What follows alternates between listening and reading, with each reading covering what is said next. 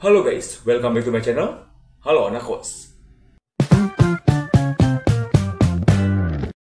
Video kali ini, gua mau bahas topik yang bikin gedek guys. Kenapa? Karena kali ini, gua mau ngomongin soal koruptor-koruptor di Indonesia yang hukumannya, nggak masuk akal banget menurut gua pribadi sih.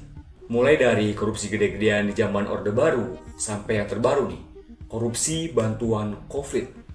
Iya, APD itu loh, alat pelindung diri, tapi hukumannya nihil rasa keadilan guys. Tapi sebelumnya disclaimer guys, gue bahas ini karena ya ini pendapat gue pribadi, isi hati kekesalan gue pribadi. Ya mungkin kalian juga atau bisa juga enggak ya. Soalnya gue kalau lihat berita atau baca di berita-berita media sosial soal hukuman-hukuman yang diterima para koruptor ini guys. Berhubung karena gue awam banget sama hukum dan nggak ngerti soal hukum. Jadi buat kalian yang mau menyangkal apa yang gue bahas kali ini, kalian bisa tulis di kolom komentar guys. Biar sekalian kita bisa belajar bareng gitu guys. Dan tanpa berlama-lama langsung aja yuk kita bahas. Nah guys, kita langsung aja mulai dari yang legendaris dulu nih. Kasus korupsi paling lama dan paling gede, yaitu BLBI atau Bantuan Likuiditas Bank Indonesia. Buat kalian yang belum tahu BLBI, jadi pada tahun 1998 pas krisis moneter, pemerintah lewat Bank Indonesia kasih dana talang ke bank-bank swasta guys. Totalnya hampir 700 triliun rupiah. Masalahnya, banyak bank yang nyolong duit itu guys. Salah satunya, langsung aja gue sebut namanya ya, Samsul Nursalim, yaitu pemilik Bank Dagang Nasional Indonesia atau BDNI.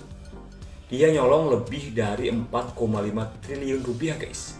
Dan katanya sih udah lunas, padahal datanya dimanipulasi. Hukumannya nihil. Jaksa KPK bilang kasusnya dihentikan atau SP3 karena nggak cukup bukti. Padahal BPK dan BPKP bilang ada kerugian negara nyata. Kebayang nggak sih 4,5 triliun hilang? Dan negara bilang, ya udah deh, susah cari orangnya, dihentikan aja ya. Gila sih. Nah, kemudian selanjutnya, kalau yang ini nih udah kayak sinetron guys, yaitu korupsi pajak yang meresahkan seluruh rakyat Indonesia. Yaps, siapa yang nggak kenal Gayus Tambunan? Pegawai Ditjen Pajak eselon rendah, tapi bisa punya duit puluhan miliar di rekeningnya guys. Bahkan, bisa pelesiran ke Bali, nonton tenis di luar negeri, padahal lagi ditahan loh. Kerugiannya mencapai sekitar 28 miliar rupiah dari manipulasi pajak perusahaan besar. Hukumannya, waktu itu sih divonis 30 tahun penjara, tapi kemudian dijalani tumpang tindih jadi cuma 12 tahun lebih. Lebih dikit lah. Terus selama di penjara, bisa keluar masuk seenaknya guys. Udah kayak kos-kosan aja. Yang bikin kesel sih banyak yang percaya Gayus ini cuma pion. Di belakangnya ada orang-orang besar. Tapi yang dihukum, ya cuma Gayus doang. Ibarat dia tuh kayak tumbal aja gitu loh. Next, yaitu ada Bapak Papa minta saham.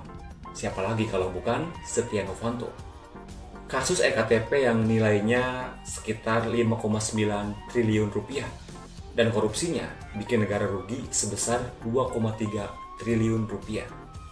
Setia Novanto dapat bagian sekitar 574 miliar. Gede ya. Nah, drama hukumannya, katanya sih dia dihukum 15 tahun penjara. Tapi di tahun 2023 dikasih pemotongan hukuman jadi 10 tahun. Lalu diizinkan keluar lapas untuk rehabilitasi di rumah sakit mewah guys.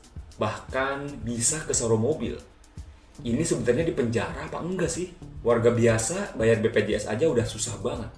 Ini koruptor bisa jalan-jalan pas masa tahanan. Keadilan macam apa ini? Oke, selanjutnya, yang satu ini harusnya sih bikin semua orang marah guys. Yaitu korupsi bansos saat rakyat lagi kelaparan. Siapa dia? Yaitu Menteri Sosial waktu pandemi guys. Yaitu Juliari Batubara. Dia ngambil keuntungan dari pengadaan bantuan sosial, terutama beras dan sembako buat rakyat miskin. Besarannya sekitar 32 miliar rupiah dari 5 tahap pengadaan bantuan. Hukumannya cuma 12 tahun penjara dan denda 500 juta rupiah. Dan boleh bebas bersyarat lebih cepat. Bahkan nggak dihukum mati atau seumur hidup. Padahal ini merugikan nyawa rakyat guys. Ya, lagi-lagi hukum di Indonesia ramah banget sama para elit lah ya. Next, yang terakhir dan yang paling baru guys. Di tahun 2024 kemarin, kita dengar kabar duka. APD buat tenaga medis dikorupsi juga. Kasusnya diusut Kejagung. Korupsi terjadi saat pengadaan alat pelindung diri tahun 2020 sampai 2022 oleh Kementerian Kesehatan. Kerugiannya hampir mencapai 625 miliar rupiah. Alat APD nggak sesuai spesifikasi guys. Markup harga gila-gilaan. Bahkan distribusinya dimanipulasi. Gila. Pelakunya yaitu pejabat eselon 1 dan beberapa vendor. Tapi belum ada vonis besar atau hukuman yang bikin jera guys. Proses hukumnya lambat. Sidang molor, publik kurang dapat akses info detail. Ini APD buat nakes loh, yang berjuang di garis depan, yang nyawa taruhannya ya. Tapi yang korup, santai aja. Nah, dari dulu sampai sekarang, koruptor di Indonesia kelihatannya dapat privilege hukum. Hukumannya ringan, cepat bebas, bahkan bisa dapat fasilitas mewah. Padahal, dampak korupsi itu ngebunuh rakyat pelan-pelan guys. Kita sebagai rakyat cuma bisa bersuara, dan suara kita makin keras, ya makin bagus. Karena keadilan itu nggak datang dari sistem, tapi dari tekanan rakyat. Nah, by the way, menurut kalian hukuman apa yang paling pantas buat koruptor di masa krisis? Tulis pendapat kalian di kolom komentar ya.